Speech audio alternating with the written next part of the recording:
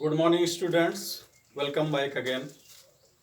नमस्कार बच्चों, आज हम लोग हाई स्कूल इंग्लिश प्रोज का second lesson the a letter to God का अध्ययन करेंगे। तो आप लोग भी अपनी बुक ओपन कर लीजिए। तो सबसे पहले हम लोग अबाउट द लेसन देखते हैं। Lencho a hard working farmer lived in A valley on the top of low hill.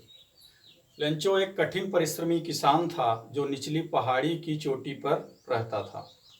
One morning he faced ruin due to severe snowfall.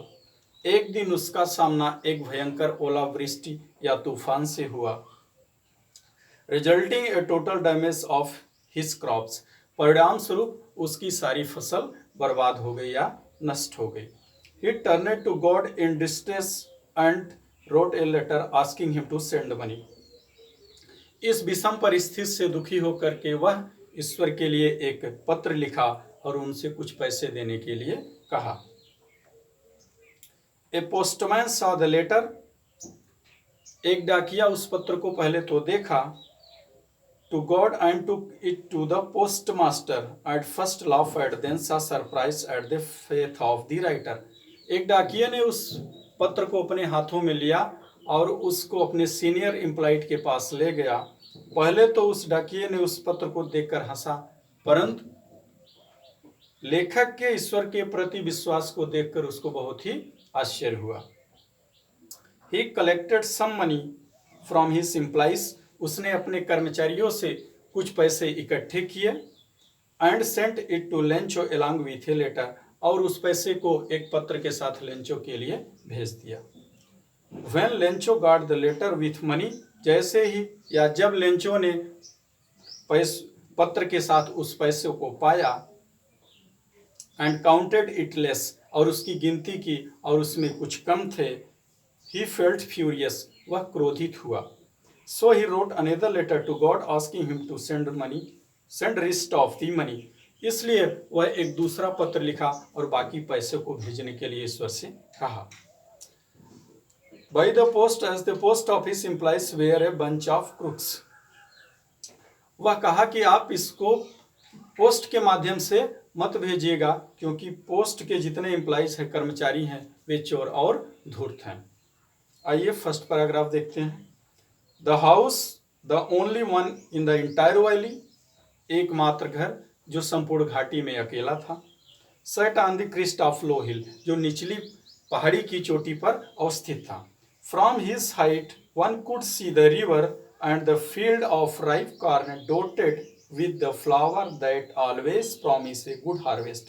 उसकी ऊंचाई से कोई भी व्यक्ति नदियां और पके हुए अनाज और स्थान स्थान पर फूलों से भरे हुए स्थानों को देखता है जो हमेशा एक अच्छी फसल देने का वादा करते थे। The only thing the earth needed was a downpour or a list of shower. इस समय पृथ्वी को केवल एक ही वस्तु की आवश्यकता थी, या एक मूसलाधार बारिश या एक बौछार की। Throughout the Lencho morning, Lencho who knew his fields intimately. एक सुबह लेंचो जो अपनी फसलों के बारे में, अपने खेतों के बारे में बहुत करीब से जानता था, had done nothing else put seen the sky towards the north east. वह उत्तर पूर्व की दिशा से आसमान की तरफ देखने के अतिरिक्त और कुछ भी नहीं किया था। Now we are really going to get some water woman. वह अपनी पत्नी से कहा, हमको निश्चय ही कुछ जल प्राप्त होने वाला है। The woman who was preparing suffer replied yes God willing. वह महिला जो भोजन बना रही थी, उसने कही, जैसी भगवान की इच्छा।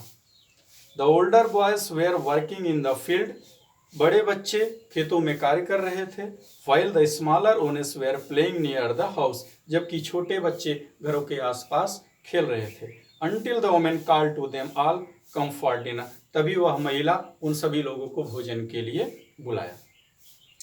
It was during the meal that just as Lencho had predicted, भोजन के दौरान या भोजन करते समय जैसा लेंचो ने अनुमान लगाया था, big drops of rain began to fall, वर्षा की बड़ी बड़ी बूंदें गिरना आरंभ हो गई।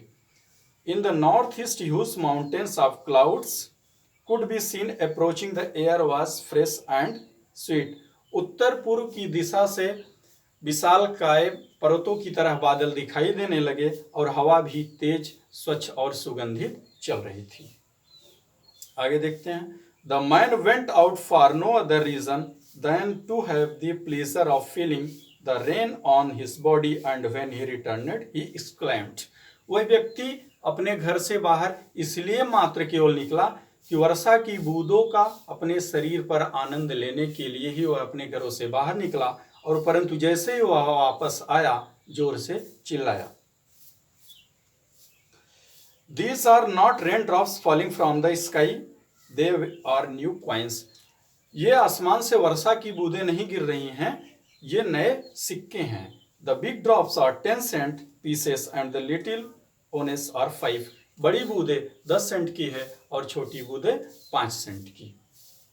आगे देखते हैं। With a satisfied expression he regarded the field of ripe corn. बड़े संतोष के भाव से वह अपने फसलों को देख रहा था। With his flowers draped in the curtain of rain. पूर्ण रूप से वर्षा के द्वारा मानो वह लिपट गया हो। But suddenly a strong wind began to blow. लेकिन अचानक एक तेज हवा चलना शुरू हो गई। And along with the rain very large hailstone began to fall. और भारी वर्षा के साथ ओला भी गिरने लगे। These truly did resemble silver coins. जो देखने में मानो चांदी के सिक्के की तरह प्रतीत हो रहे थे। The boys exposing themselves to rain run out to collect the frozen pearls. बच्चे घरों से बाहर उस वर्षा का आनंद लेने के लिए कपड़े उतार करके बाहर आए और उस मोतियों के समान ओलों को इकट्ठा करने लगे। आगे देखते हैं। It is really getting bad now, exclaimed the man. उस व्यक्ति ने कहा, वास्तव में अब बहुत ही बुरा हो रहा है। I hope it passed quickly. मैं ऐसा आशा करता हूँ यह शीघ्र ही समाप्त हो जाएगा। It did not pass quickly for an hour. लेकिन यह घंटों तक समाप्त नहीं हुआ। The hail rained on the house, the garden, the hillside, the cornfield, on the whole valley. पूरे मकान, बगीचे और संपूर्ण घाटी में The field was white. संपूर्ण घाटी, जितने बगीचे थे और जितने मकान थे, संपूर्ण घाटी उस ओलों से मानो ढक गई हो। As covered with salt. ऐसा दिखाई दे रहा था वर्षा के कारण मानो संपूर्ण घाटी नमक की चादर में लिपटी हुई है। Not a leaf remained on the trees. पेड़ों में एक भी पत्तियां नहीं रह गई। The corn was totally destroyed. फसलें सारी बर्बाद हो गई, नष्ट हो गई। The flower were gone from the plants. पौधों से सारे फूल झड़ चुके थे। Lencho's soul was filled with sadness. Lencho की आत्मा दुख से भर गई। When the storm had passed. जब तूफान समाप्त हो गया।